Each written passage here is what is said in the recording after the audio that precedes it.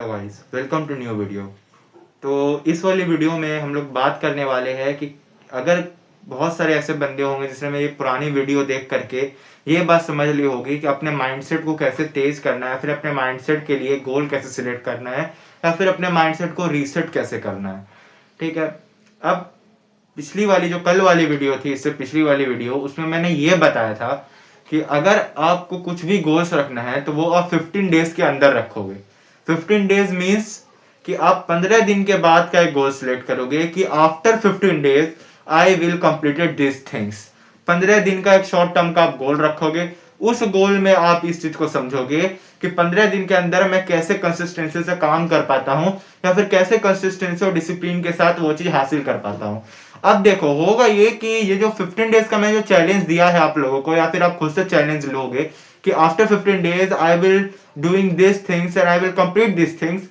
अगर आपने ये चैलेंज लिया होगा अपने आप से, खुद से, तो कितने बंदे ऐसे होंगे भाई कि they will distracted like a non human things, यानी कि वो इस टाइप से डिस्ट्रैक्ट हो चुके हैं कि वो 15 दिन को भी इतना ज्यादा टाइम समझेंगे कि वो 15 दिन के लिए भी गोल्स ना लेकर के एक लॉन्ग टर्म का गोल्स लेंगे जिसमें उनको सिर्फ टाइम वेस्ट करना रहता है। अब फॉर एग्जांपल गाइस, ऐसा मानो कि अगर तुमने 15 दिन का गोल लिया है, किसी और बंदे ने 15 दिन का गोल लिया, अब उसने क्या किया कि 15 दिन फॉलो किया, लेकिन तुम क्या करते हो कि आफ्टर 5 डेज या फिर after 1 week you will dismiss, तुम छोड़ देते हो, तुम लीव कर जाते हो। अब जिस टाइम पे तुम ये चीज लीव कर रहे हो ना, जिस टाइम पे तुम ये चीज छोड़ रहे हो ना, हमेशा याद रखना कि किसी बंदे का तुम्हारा जो मैक्सिमम जो तुम्हारा लिमिट होता जाने का, वो किसी बंदे का मिनिमम लिमिट होगा। हमेशा इस चीज को दिमाग में रखना। तुम जहां सोच रहे हो कि एक हफ्ता में डिसिप्लिन रहा, एक हफ्ता में कंसिस्टेंसी के साथ मैंने काम किया, एक हफ्ता मैंने अपने रूटीन पे काम किया, कोई बंदा अपने रूटीन पे 1 साल से काम करता आया होगा, कोई बंदा अपने रूटीन पे 3 साल से काम करता आया होगा, कोई बंदा अपने रूटीन पे 5 साल से काम करता आया होगा। तो यू विल कंपेयर कि तुम कितने छोटे स्केल पे काम करके अपने आप को खुश समझ रहे हो कि मैंने ये कर दिया, वो कर दिया। मैं तुम्हें अपने आप को कंपेयर नहीं कर रहा हूं, अपने working hours, working days and consistency और डिसिप्लिन से कंपैरिजन करने को बोल रहा हूं कि तुम देखो, तुम उस एल्गोरिथम के पीछे पड़े हो जिससे तुम्हारा कोई फायदा नहीं है। इंस्टाग्राम, यूट्यूब, स्नैपचैट से ये सारी चीजें जो तुम यूज करते हो, जो तुम चलाते हो, कभी तुमने एक तरफ मोबाइल साइड में रख के सोचा है कि तुमने 1 घंटा इंस्टाग्राम में बिताया? What you will learn through it? क्या सीखा तुमने उससे? You will take 8 hours screen time, तुम्हारा स्क्रीन टाइम 8 hours है, लेकिन इन 8 hours में तुमने कभी 1 घंटे भी ये नहीं सोचा कि मैंने YouTube से क्या सीखा। What will I do and what will I teach and what will I learn? तुम ये सीखो कि अगर मैंने जो ये काम किया, what will I do, मैं जो ये कर रहा हूं, और what will they teach, वो मुझे क्या सिखा रही है, और what I learn, मैंने क्या लर्न किया, मैंने क्या जाना। इस 3 चीज को याद रखना।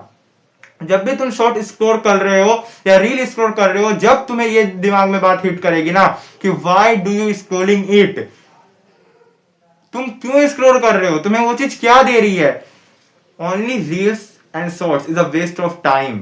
हमेशा याद रखना, वो सिर्फ तुमसे तुम्हारा एक ऐसी चीज ले रही है जो प्राइसलेस है, जिसको तुम पूरी दुनिया की दौलत लगा दो, तुम एक टाइम, 1 मिनट अपनी जिंदगी का वापस नहीं खरीद सकते।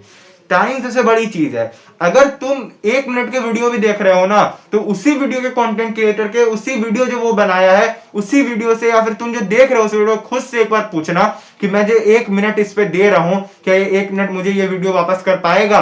मैं जो 10-10 घंटे मोबाइल पे दे रहा हूं, क्या मोबाइल मेरे को फ्यूचर में 10 घंटे मेरा वापस कर पाएगा? नहीं कर पाएगा, बिकॉज क्योंकि वैसा है ही नहीं कुछ वैसा। अगर ऐसा होता तो हम लोग अनलिमिटेड टाइम वेस्ट करते ना, फिर क्यों हमें पता रहता कि हमारे पास टाइम वापस आ ही जाएगा। नहीं आता है भाई।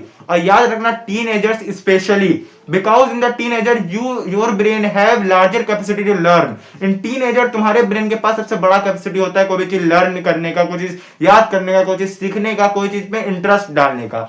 अब जैसे मैंने पिछले वीडियो में बताया था कि डिस्ट्रैक्शन दूर करना, जिन जिन बंदों ने इस बात पे ध्यान दिया, अपने डिस्ट्रैक्शन डिलीट किया, they will have many times they will feel distracted। अभी भी वो डिस्ट्रैक्टेड फील कर रहे होंगे because they will waste their time।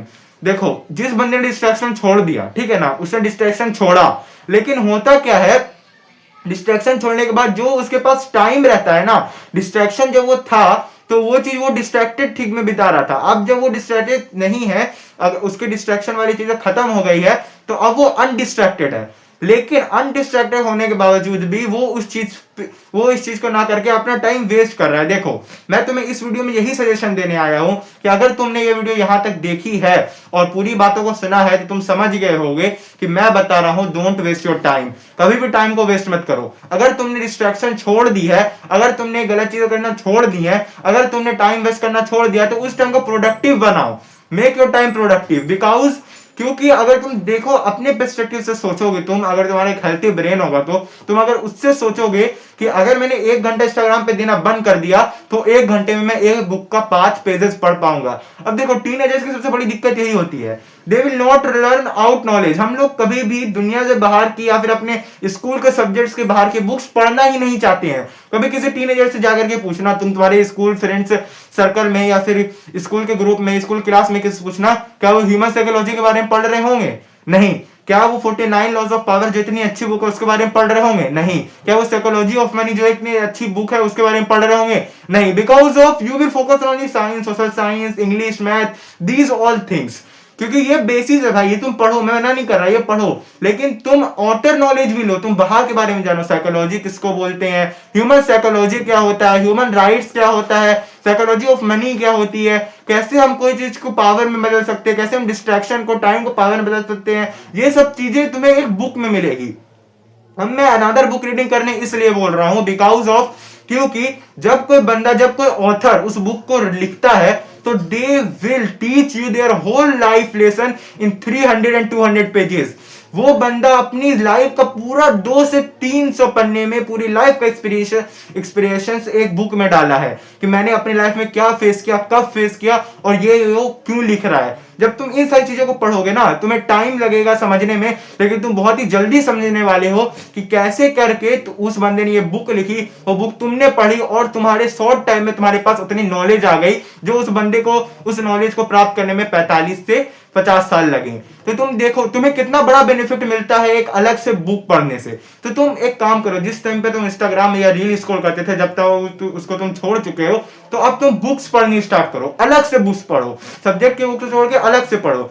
रात को सोने से पहले 1 घंटा एक अलग बुक पढ़ो। अब देखो, अलग बुक तो जब तुम पढ़ना स्टार्ट करोगे ना, तब तुम्हें होगा क्या कि तुम्हें पता चले कि ह्यूमन साइकोलॉजी क्या होता है, एक आदमी कोई चीज में इंटरेस्ट कैसे आता है, एक आदमी कोई चीज को इंटरेस्टेड क्यों समझता है। जब तुम्हारे पास ये सारी चीजें होगी ना, तब तुम्हें पता चलेगा what is called real empowerment. एक रियल पावर क्या होती है।